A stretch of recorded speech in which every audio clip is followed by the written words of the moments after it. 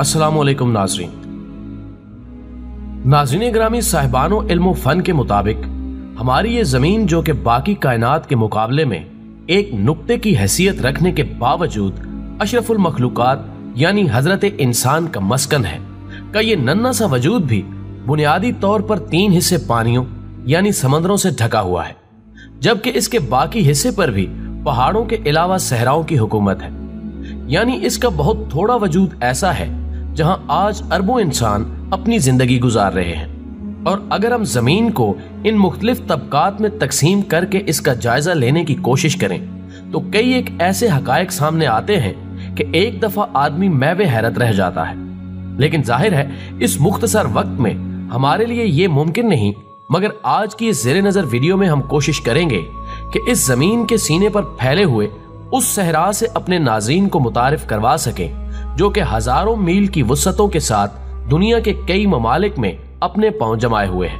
और जिसे दुनिया आज सहारा रेगिस्तान या सहारा डेजर्ट के नाम से जानती है।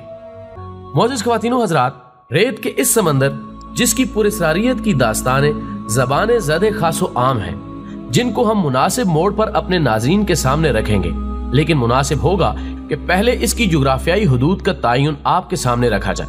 जबकि आज की इसी नशिस्त में इसमें पाए जाने वाले मौसमों की शिद्दत के साथ साथ इसकी तारीखी अहमियत को भी ज़ेरे बहस लाया जाएगा। नाज़रीन मोहतरम, रेत का ये समंदर जिसे कातिल सहरा भी कहा जाता है वो हम दुनिया का सबसे बड़ा और भयानक सहरा भी कह सकते हैं, जिसका कुल रकबा 86 लाख किलोमीटर पर मुहित है। यानी अगर आप इसकी वुसअतों का अंदाजा लगाने की कोशिश करें तो कह सकते हैं कि सहारा रेगिस्तान का रकबा मुत्तहदा अमेरिका के कुल रकबे से भी कहीं ज्यादा है। यह सहरा कई ममालिक को अपनी लपेट में लिए हुए है,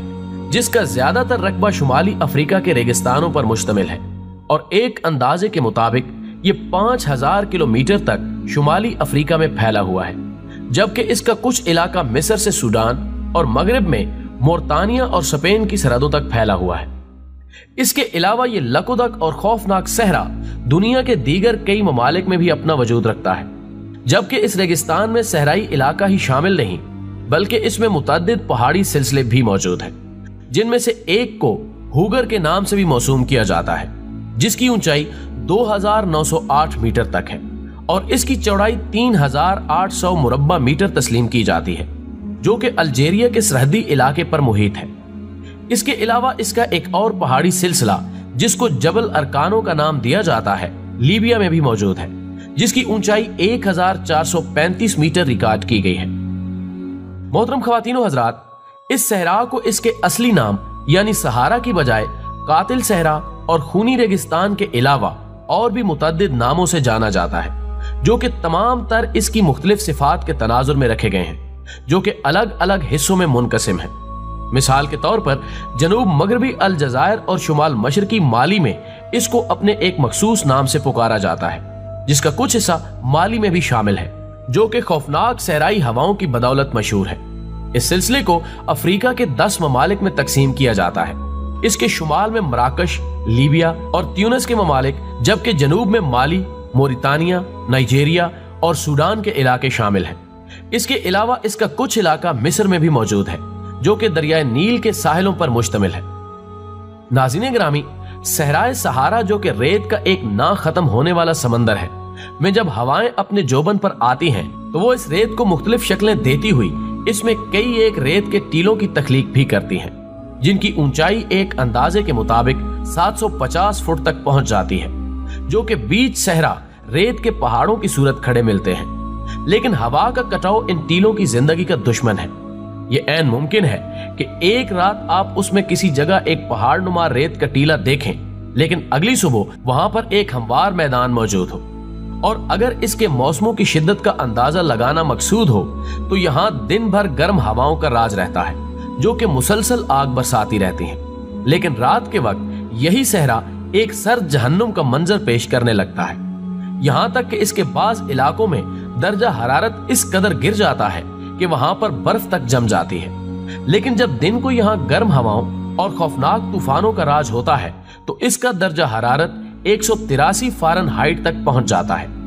लेकिन नाज़रीन, इसका मतलब हरगिज ये नहीं कि इस सारे सहरा का मौसम एक जैसा हो। बल्कि इसमें कुछ मकामात ऐसे भी हैं जहां साल के 70 दिन तक मुसलसल इन सहराई तूफानों का राज रहता है, जिनकी बदौलत मौसम की शिद्दत अपनी इंतहा तक पहुंच जाती है। जबकि इसके कुछ इलाके ऐसे भी हैं जहां जगह जगह खुदरो झाड़ियां और कहीं कहीं खजूर के दरख्त भी मौजूद हैं, जो कि कुदरत खुदाबंदी के सबब बगैर पानी के परवरिश पाते हैं। मोहतरम नाज़रीन, अगर हम इस कातिल सहरा के बारे में तारीखी किताबों से शहादत तलब करें तो हम पर खुलता है कि यह सरजमीन अजल से इस तरह नहीं थी, बल्कि किसी जमाने में यहाँ पर भी सरसब्जो शादाब वादियां अपने बेमिसाल हुस्न का जादू जगाती थी। किसी जमाने में यह तिजारती काफलों की एक मनपसंद और महफूज गुजरगाह हुआ करता था।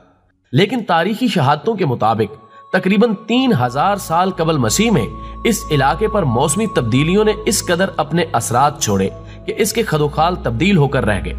और ये मुकम्मल तौर पर इस सहराई इलाके में तब्दील हो गया। और अब मुद्दतों से कोई भी फर्द या अफराद इसको गुजरगाह के तौर पर इस्तेमाल करने की जुर्रत नहीं कर सकते, बल्कि इंसान तो कुजा यहाँ किसी जानवर तक की जिंदगी की जमानत नहीं दी जा सकती। अलबत्ता आज आबादियों के करीब इसके कुछ हिस्सों को शुतरबान अपने रास्ते के तौर पर इस्तेमाल करते हैं। नाज़रीन गिरामी,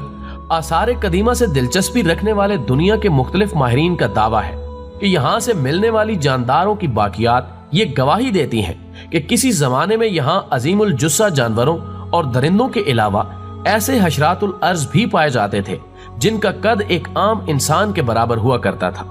लेकिन अब वक्त जिंदगी के उन तमाम आसार को मिटा चुका है।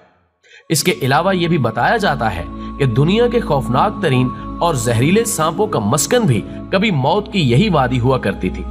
जबकि कुछ तारीखी शहादतें इस बात पर भी मुसिर हैं कि कदीम जमाने में मुख्तलिफ कबाइल अपने कारोबार के लिए अफ्रीका की बंदरगाहों का रुख करते, जिनमें से अक्सर पानी और खुराक की सहूलतों के फुकदान की वजह से इसके बदलते मिजाज की नजर हो चुके हैं। बैनुल अक़वामी तंजीम रेड क्रॉस के एक सर्वे के मुताबिक कुछ अरसा कबल 40 लोगों का एक काफिला जो कि इस सहरा में सफर कर रहा था, ज़्यादा राह खत्म होने की वजह से इसकी वुसअतों का रिस्क बन गया, क्योंकि दूर दूर तक कोई इंसानी आबादी उनकी मदद के लिए मौजूद न थी। जबकि इसी तंजीम के एक दावे के मुताबिक बावजूद हुकूमती पाबंदियों के हर साल हजारों लोग इस सहरा के सफर पर आमादा होकर अपनी जान से हाथ धो बैठते हैं, जिनका रिकॉर्ड रखना किसी भी तौर पर मुमकिनुल अमल नहीं हो सकता। इसके अलावा इसी सहरा के बीच एक ऐसा दायरा भी मौजूद है जो कि तकरीबन 25 किलोमीटर तक फैला हुआ है और जिसको आई ऑफ सहारा यानी सहारा की आंख कहा जाता है, जिसके बारे में दुनिया भर के जियोलॉजिस्ट अपनी बेबसी का इंतजार करते हुए अब तक कोई भी हतमी राय देने की पोजीशन में नहीं आ सके। लेकिन अगर हम इसके बारे में तारीखी किताबों को खंगालने की कोशिश करें तो वो भी सिर्फ इतनी ही गवाही देने पर इक्तिफा करती हैं कि ये शायद जमाना कदीम में आने वाली किसी आसमानी आफत की वजह से मुमकिन हुआ, जिसकी वजह से ये दायरा नुमा सहरा वजूद में आ गया। जबकि जमाना हाल के मुहक्किकीन इस नजरिए से इख्तिलाफ करते हुए ये राय कायम करते हैं कि ये शायद जमीन में मुख्तलिफ कीमियाई अवामिल का नतीजा है। जबकि एक गिरोह ऐसा भी पाया जाता है कि जिसकी राय के मुताबिक ये कदीम जमाने में लड़ी जाने वाली किसी एटमी जंग का शाखसाना है, जिसकी वजह से मीलों पर मुहीत इस दायरा नुमा सहरा की तख्लीक मुमकिन हो सकी। ताहम इंसानी इर्तका के इस सदियों के सफर तहकीक के बावजूद अभी तक इस राज की हकीकत के बारे में हतमी तौर पर कुछ भी नहीं कहा जा सकता। इसमें पाई जाने वाली दरारें अगरचे चौड़ाई में 2.5 से 3 फुट तक है, लेकिन इनकी गहराई को 1000 फुट तक बयान किया जाता है, जो कि बजाय खुद किसी भी वादी हैरत से कम नहीं। अलगर्ज सहारा रेगिस्तान तारीख इंसानी का वो अजूबा है जिसकी हकीकत अभी तक चश्मे इंसानी के सामने नहीं आ सकी। लेकिन क्या खबर इंसानी तहकीक आने वाले वक्तों में इस राज से भी पर्दा उठा सके।